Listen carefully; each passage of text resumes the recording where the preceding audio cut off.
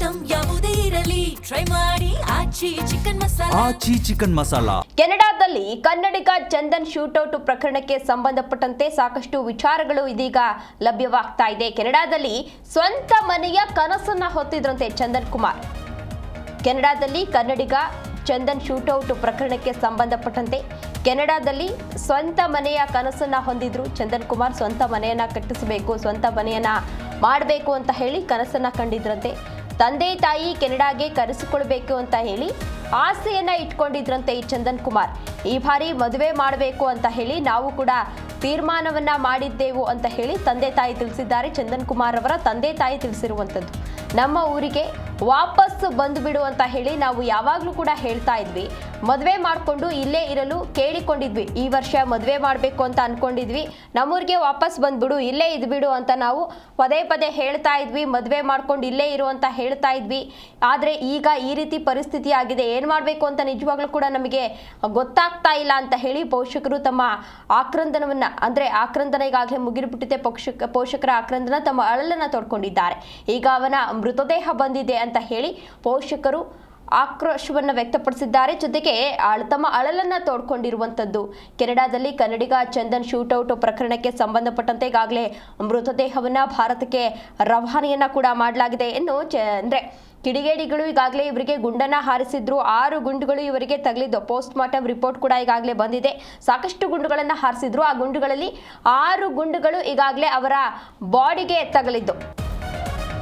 ಕೆನಡಾದಲ್ಲಿ ಕನ್ನಡಿಗ Chandan shootout ಪ್ರಕರಣಕ್ಕೆ ಸಂಬಂಧಪಟ್ಟಂತೆ ನೆಲಮಂಗಲದ ತ್ಯಾಮಗೊಂಡ್ಲು ಗ್ರಾಮದಲ್ಲಿ ಈಗಾಗಲೇ ನೀರವ ಮೌನ ಆವರಿಸಿದೆ. ಕುಟುಂಬಸ್ಥರು ಹಾಗೂ ಸಾರ್ವಜನಿಕರು ಅಂತಿಮ ದರ್ಶನವನ್ನ ಪಡೆದುಕೊಳ್ತಾ ಇದ್ದಾರೆ. ಮಗನ ಮೃತದೇಹದ ಬಳಿ ಕೂತು ತಂದೆ ತಾಯಿ ಕಣ್ಣೀರನ್ನ ಹಾಕ್ತಾ ಇದ್ದಾರೆ. ಕುಟುಂಬಸ್ಥರಿಗೆ ಈಗಾಗಲೇ ಅಂತಿಮ ದರ್ಶನಕ್ಕೆ ಎಲ್ಲಾ ರೀತಿಯ ಸಿದ್ಧತೆಯನ್ನ ಮಾಡಲಾಗಿದೆ. ಮಧ್ಯಾಹ್ನ 3ಕ್ಕೆ ಆರ್ಯ ವೈಶ್ಯ ಸಂಪ್ರದಾಯದಂತೆ ವಿಧಿ ವಿಧಾನವನ್ನ ಕೂಡ ನೆರವೇರಿಸಲಾಗುತ್ತೆ. ಸಂಪ್ರದಾಯದಂತೆ ಅಂತಿಮ ವಿಧಿ ವಿಧಾನವನ್ನ ಕೂಡ ನೆರವೇರಿಸಲಾಗುತ್ತೆ. ಅಂದರೆ ಶೂಟೌಟ್ ಆದಂತಹ ಸಂದರ್ಭದಲ್ಲಿ ಸಾಕಷ್ಟು ಗಣ್ಯರು ಕೂಡ ಈ ವಿಚಾರಕ್ಕೆ ಸಂಬಂಧಪಟ್ಟಂತೆ ರಿಯಾಕ್ಟ್ ಮಾಡಿದ್ರು. ಪರಮೇಶ್ವರ್ ಅವರು ಕೂಡ ಈಗಾಗಲೇ ಇವರ ನಿವಾಸಕ್ಕೆ ಭೇಟಿಯನ್ನ ನೀಡಿದ್ರು. ತಂದೆ ತಾಯಿಯನ್ನ ಮಾತನಾಡಿಸುವಂತಹ ಪ್ರಯತ್ನವನ್ನ ಮಾಡಿ ಆದಷ್ಟು ಬೇಗ ಮೃತದೇಹವನ್ನ ಇಲ್ಲಿಗೆ ತರಿಸ್ಕೊಳ್ಳಲು ನಾವು ಪ್ರಯತ್ನವನ್ನ ಮಾಡ್ತೀವಿ ಅಂತ ಹೇಳಿ ಭರವಸೆಯನ್ನ ಕೂಡ ನೀಡಿದ್ರು. ಅಲ್ಲಿ ಅಂದ್ರೆ ಕೆನಡಾದಲ್ಲಿ ಕೆಲವೊಂದಷ್ಟು ರೂಲ್ಸ್ ಇರುತ್ತಲ್ವಾ. ಈಗ ಅಲ್ಲಿ ಕೊಲೆಯಾಗಿದೆ ಅಂತ ಅಂದ ಮೇಲೆ ಇಲ್ಲಿಗೆ ಮೃತದೇಹವನ್ನ ರವಾನೆ ಮಾಡಬೇಕು ಅಂತ ಅಂದ್ರೆ ಅಲ್ಲಿಯ ಕೆಲವೊಂದಷ್ಟು ರೂಲ್ಸ್ ಇರುತ್ತೆ, ರೆಗ್ಯುಲೇಷನ್ಸ್ ಇರುತ್ತೆ. ಅದನ್ನೆಲ್ಲ ಫಾಲೋ ಮಾಡಬೇಕಾಗುತ್ತೆ. ಅಂದ್ರೆ ಇಲ್ಲಿ ಮೃತದೇಹವನ್ನ ಇಲ್ಲಿಂದ ನಾವು ಭಾರತಕ್ಕೆ ಕಳಿಸ್ಕೊಡ್ತಾ ಇದೀವಿ ಅಂತ ಹೇಳಿ ಕೆಲವೊಂದಷ್ಟು ಡಾಕ್ಯುಮೆಂಟ್ಸ್ ಇರುತ್ತೆ. ಅದಕ್ಕೆಲ್ಲ ಇವರು ಸಿಗ್ನೇಚರ್ ಅನ್ನ ಮಾಡಿ ಅದಾದ ಬಳಿಕ ಇಲ್ಲಿಗೆ ರವಾನೆಯನ್ನ ಮಾಡಬೇಕಾಗುತ್ತೆ. ಈಗ ಪ್ರೊಸೀಜರ್ಸ್ ಎಲ್ಲ ಕಂಪ್ಲೀಟ್ ಆಗಿ ಭಾರತಕ್ಕೆ ಆ ಮೃತದೇಹವನ್ನ ರವಾನೆ ಮಾಡಿದ್ದಾರೆ. ತಮ್ಮ ಹುಟ್ಟೂರಿಗೆ ಆ ಮೃತದೇಹ ಈಗಾಗಲೇ ಬಂದು ತಲುಪಿದೆ. ಕುಟುಂಬಸ್ಥರಿಗೆ ಹಾಗೂ ಸಾರ್ವಜನಿಕರಿಗೆ ಅಂತಿಮ ದರ್ಶನಕ್ಕೆ ಎಲ್ಲಾ ರೀತಿಯ ಸಿದ್ಧತೆಯನ್ನ ಕೂಡ ಮಾಡಿಕೊಳ್ಳಲಾಗಿದೆ.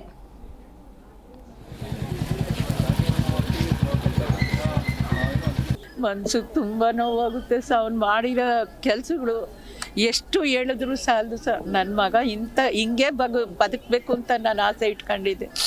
ಅದು 100ರಷ್ಟು ಚೆನ್ನಾಗಿ ಬೆಳೆದು ಒಳ್ಳೆ ಹೆಸರು ತಗೊಂಬಂದು ಹೋದ ಸರ್. ಅವನು ಬದುಕಬೇಕಾಗಿತ್ತು ಅಂತ ನಮಗೂ ಅದೊಂದೇ ತುಂಬ ನೋವಾಗುತ್ತೆ ಸರ್. ಒಳ್ಳೆ ಬಾಳಿ ಬದುಕೋ ಟೈಮಲ್ಲಿ ದೇವ್ರು ಈ ಥರ ಮಾಡಿಬಿಟ್ನಲ್ಲ ಅಂತ ಮನ್ಸಿಗೆ ತುಂಬ ನೋವಾಗುತ್ತೆ ಸರ್. ಚಿಕ್ಕ ವಯಸ್ಸಿಂದನೂ ತುಂಬ ಕಷ್ಟ ಬಿದ್ದ ಸರ್. ನಾವು ಒಂದು ದಿನನೂ ಒಂದು ಕರ್ತವ್ಯ ಮಾಡಿಲ್ಲ ಅವನಿಗೆ. ಅವನೇ ಪ್ರತಿಯೊಂದು ಅವ್ನ ಸ್ವಂತ ಬುದ್ಧಿಯಿಂದ ಕಾಲೇಜ್ ಇಂಜಿನಿಯರ್ ಸೇರೋಕ್ಕೂ ಮತ್ತು ಫಾರಿನ್ಗೆ ಹೋಗೋಕ್ಕೂ ಸಹ 30,000 ಲಾಟ್ರಿ ಹಾಕಿದ್ರು. ಅದರಲ್ಲಿ ಅವ್ನು ಸೆಲೆಕ್ಟ್ ಆಗಿ ಅವನು ಫಾರಿನ್ಗೆ ಹೋಗಿದ್ದು ಸರ್. ನಾವು 1 ರೂಪಾಯಿ ಕೊಟ್ಟಿಲ್ಲ. ಎಲ್ಲ ಕಂಪ್ನಿಯವರೇ ಕೊಟ್ಟು ಅವ್ನು ಕರೆಸ್ಕೊಂಡ್ರು ಸರ್. ಅವ್ರ ತಂದೆ ಹೋಗ್ಬೇಕಾದ್ರೆ ಹೇಳಿದ್ರು, ಮದುವೆ ಆಗಿ ಹೋಗಪ್ಪ ಬೇಡ ಈಗ ಅಂತ. ಇಲ್ಲ ಪಾಪ, ದುಡಿಯೋ ವಯಸ್ಸಲ್ಲಿ ನಮಗೆ ಚಾನ್ಸ್ ಸಿಕ್ಕಾಗ ನಾವು ದುಡಿಯೋ ವಯಸ್ಸಲ್ಲಿ ದುಡಿಬೇಕು, ಈಗಲ್ದಲ್ಲಿ ಇನ್ನು ಯಾವಾಗ ದುಡಿಬೇಕು ಅಂತ ಅವ್ರ ಅಪ್ಪಂಗೆ ಸಮಾಧಾನ ಮಾಡಿ ಹೋದ ಸರ್. ಮಾಡ್ದ ಫಾರಿನ್ಗೂ ಅಷ್ಟೇ ಸರ್. ಅವನು ಬುದ್ಧಿವಂತಿಕೆಯಿಂದ ಅವನು ಹೋದ, ನಾವು ಏನೂ ಮಾಡಿಲ್ಲ ಸರ್.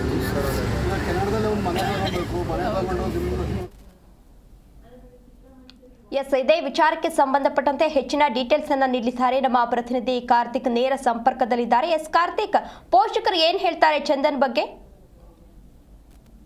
ತೇಜಸ್ವಿನಿ, ಏನು ಕೆನಡಾದಲ್ಲಿ ಗುಂಡೇಟಿಗೆ ತುತ್ತಾಗಿ ಭೀಕರ ಅಂತ್ಯ ಕಂಡಿದ್ದಂತಹ ಚಂದನ್ ಕುಮಾರ್ ಮೃತದೇಹ ಸ್ವಗ್ರಾಮವಾದ ನೆಲಮಂಗಲ ತಾಲೂಕಿನ ತ್ಯಾಮಗೊಂಡ್ಲೆಗೆ ಬಂದು ತಲುಪಿರುವಂತದ್ದು. ಸದ್ಯ ಕುಟುಂಬಸ್ಥರು ಹಾಗೂ ಆತ್ಮೀಯರು ಮತ್ತೆ ಗ್ರಾಮಸ್ಥರು ಈ ಅಂತಿಮ ದರ್ಶನವನ್ನ ಪಡೀತಿರುವಂತದ್ದು. ಏನು ಮಧ್ಯಾಹ್ನ 3 ಗಂಟೆಯ ನಂತರ ಅಂತಿಮ ವಿಧಿವಿಧಾನ ಕಾರ್ಯಗಳನ್ನ ನಡೆಸೋದಕ್ಕೆ ಕುಟುಂಬಸ್ಥರು ಈಗಾಗಲೇ ತಯಾರಿಯನ್ನ ಮಾಡ್ಕೊಳ್ತಾ ಇದ್ದಾರೆ. ಏನು ತಂದೆ ತಾಯಿಯನ್ನ ಒಮ್ಮೆಯಾದ್ರೂ ಕೆನಡಾಗೆ ಕರ್ಕೊಂಡು ಹೋಗ್ಬೇಕು, ಕೆನಡಾವನ್ನ ತೋರಿಸ್ಬೇಕು ಅಂತ ತುಂಬಾನೇ ಕನಸು ಕಂಡಿದ್ದಂತಹ ಚಂದನ್ ಕುಮಾರ್ ತನ್ನ ತಂದೆ ತಾಯಿಗೆ ಕರೆ ಮಾಡಿದಾಗೆಲ್ಲ ಇದೊಂದು ವಿಷಯ ಮಾತಾಡ್ತಾ ಇದ್ರು. ಈ ವಿಷಯ ಮಾತಾಡಿದಾಗೆಲ್ಲ ತಂದೆ ತಾಯಿಯಿಂದ ಸಿಕ್ತಿದ್ದಂತಹ ಉತ್ತರ, ನೀನು ಆದಷ್ಟು ಬೇಗ ಮರಳಿ ಊರಿಗೆ ಬಾ, ಒಂದು ಮದುವೆಯನ್ನ ಮಾಡಬೇಕು, ಮದುವೆ ಆದ ನಂತರ ನಾವು ಕೂಡ ನಿನ್ನೊಂದಿಗೆ ಬಂದು ಕೆನಡಾದಲ್ಲೇ ಇರ್ತೀವಿ ಅಂತ ಏನು ತಂದೆ ತಾಯಿ ಈ ಮೃತ ಚಂದನ್ ಕುಮಾರ್ ಬಳಿ ಹೇಳ್ಕೊಳ್ತಾ ಇದ್ರು. ಇದೇ ಸಂದರ್ಭದಲ್ಲಿ ಈ ಒಂದು ಚಂದನ್ ಕುಮಾರ್ ತನ್ನ ಮತ್ತೊಂದು ಆಸೆಯನ್ನ ಹೇಳಿಕೊಂಡಿದ್ರು. ಈ ಕೆನಡಾದಲ್ಲಿ ತನ್ನದೇ ಆದಂತಹ ಒಂದು ಸ್ವಂತ ಮನೆಯನ್ನ ಮಾಡ್ಕೊಬೇಕು ಅಂತಿದ್ದೀನಿ, ಅತಿ ಶೀಘ್ರದಲ್ಲಿ ಅಲ್ಲಿ ನಾನೊಂದು ಮನೆಯನ್ನ ಕೊಂಡ್ಕೊಂತೀನಿ ಅಂತ ಈ ತಂದೆ ತಾಯಿಗೆ ಭರವಸೆಯನ್ನ ನೀಡಿದ್ರು. ಆದ್ರೆ ಭರವಸೆ ನೀಡಿದಂತಹ ಮಗ ಇಂದು ತಮ್ಮ ಮನೆಗೆ ಹೆಣವಾಗಿ ಮರಳಿ ಬಂದಿರೋದು ಸದ್ಯ ಈ ಹೆತ್ತವರ ಗೋಳಾಟಕ್ಕೆ ಕಾರಣವಾಗಿರುವಂತದ್ದು. ತೇಜಸ್ವಿನಿ, ಸದ್ಯ ಏನು ಕ್ಷೇತ್ರದ ಮುಖಂಡರು ಹಾಗೂ ಸಾರ್ವಜನಿಕರು ಆತ್ಮೀಯರೆಲ್ಲ ಸೇರಿ ಈ ಮೃತ ಚಂದನ್ ಕುಮಾರ್ ಅವರ ಅಂತಿಮ ದರ್ಶನ ಪಡೆಯುತ್ತಿದ್ದು, ಈ ಮಧ್ಯಾಹ್ನದ ನಂತರ ಅಂತಿಮ ವಿಧಿವಿಧಾನ ಕಾರ್ಯಗಳನ್ನ ನೆರವೇರಿಸಲಿದ್ದಾರೆ. ತೇಜಸ್ವಿನಿ, ಓಕೆ, ಅಂದ್ರೆ ಕೊನೆಯದಾಗಿ ಅವರು ತಂದೆ ತಾಯಿಗೆ ಯಾವಾಗ ಕಾಲ್ ಮಾಡಿದ್ರು ಅನ್ನೋ ಮಾಹಿತಿ ಏನಾದ್ರು ಇದೆಯಾ ಕಾರ್ತಿಕ್? ತೇಜಸ್ವಿನಿ, ಏನು ಮೃತ ಚಂದನ್ ಕುಮಾರ್ ಕಳೆದ 7ರಂದು ಈ ಕೆನಡಾದಲ್ಲಿ ಈ ಒಂದು ಕಗ್ಗೋಲೆಯಾಗಿರ್ತಾರೆ. ಕಗ್ಗೋಲೆ ಆಗೋದಕ್ಕೂ 5 ದಿನಗಳ ಮುಂಚೆ ಈ ತಂದೆ ತಾಯಿಗೆ ಕರೆ ಮುಖಾಂತರ ಮಾತಾಡಿರ್ತಾರೆ. ಆ ಸಮಯದಲ್ಲಿ ಈ ಒಂದು ಕೆನಡಾದಲ್ಲಿ ಆ ಮನೆ ಮಾಡ್ಬೇಕು ಅಂತ ಹೇಳಿಕೊಂಡಿರ್ತಾರೆ. ಇದರ ಜೊತೆಗೆ ಏನೊಂದು ತಂದೆ ಚಂದನ್ ಕುಮಾರ್ ಅವರ ತಂದೆ ಆಗಾಗ ತನ್ನ ಮಗನಿಗೆ ಒಂದು ತಿಳಿ ಮಾತನ್ನ ಹೇಳ್ತಿರ್ತಾರೆ, ಹೊರದೇಶಕ್ಕಿಂತ ಯಾವತ್ತಿದ್ರೂ ನಮ್ಮ ದೇಶ, ನಮ್ಮ ನೆಲ, ನಮ್ಮ ಊರೇ ನಮಗೆ ಹೆಚ್ಚು ಏನೊಂದು ಸೇಫ್ಟಿ ಆಗಿರ್ಬೋದು ಅಥವಾ ತಾನು ಬಾಳೋದಕ್ಕೆ ಸೂಕ್ತ ಅಂತ ತನ್ನ ತಂದೆ ಸಲಹೆಯನ್ನ ಕೊಡ್ತಿರ್ತಾರೆ. ಆದ್ರೆ ಚಂದನ್, ನಾನು ಕೆನಡಾದಲ್ಲೇ ಇರ್ತೀನಿ, ಕೆನಡಾದಲ್ಲಿ ಸಂಪಾದಿಸ್ತಾ ಇದ್ದೀನಿ, ಕನ್ನಡಕ್ಕೋಸ್ಕರ ನಾನು ಕೆನಡಾದಲ್ಲೇ ಹೋರಾಡ್ತೀನಿ, ಇದು ನನ್ನ ಏನು ನನ್ನದೊಂದು ಕನಸು, ಈ ಕನಸನ್ನ ಈಡೇರಿಸ್ಕೊಂಡೇ ಈ ಒಂದು ಕನಸನ್ನ ಪೂರ್ತಿ ಮಾಡ್ಕೊಂಡೇ ನಾನು ಪುನಃ ಮಣ್ಣಿಗೆ ಮರಳ್ತೀನಿ ಅಂತ ಹೇಳಿರ್ತಾರೆ. ಆದ್ರೆ ಅಂದು ಹೇಳಿದ್ದಂತಹ ಚಂದನ್ನ ಆ ಮಾತು ಇಂದು ಏನು ಹೆತ್ತವರ 100 ಕನಸನ್ನ ನುಚ್ಚು ನೂರಾಗಿದ್ದು, ಕಂಬನಿ ಮೂಲಕ ಹೆತ್ತವರು ಈ ಒಂದು ಶೋಕಾಚರಣೆಯಲ್ಲಿರುವಂತದ್ದು. ತೇಜಸ್ವಿನಿ, ಓಕೆ, ಧನ್ಯವಾದ ಕಾರ್ತಿಕ್ ತಮ್ಮೆಲ್ಲ ಡೀಟೇಲ್ಸ್ಗಾಗಿ. ದೃಶ್ಯಾವಳಿಗಳಲ್ಲಿ ನೀವು ಕೂಡ ಇದೀಗ ಗಮನಿಸ್ತಾ ಇರಬಹುದು. ಈಗಾಗಲೇ ಅಂತಿಮ ದರ್ಶನಕ್ಕೆ ಎಲ್ಲ ರೀತಿಯ ಸಿದ್ಧತೆಯನ್ನು ಕೂಡ ಮಾಡಿಕೊಳ್ಳಲಾಗಿದೆ. ಮಧ್ಯಾಹ್ನ 3 ಗಂಟೆಯ ನಂತರ ಅಂತಿಮ ಕ್ರಿಯೆಯನ್ನು ಕೂಡ ನೆರವೇರಿಸಲಾಗುತ್ತೆ.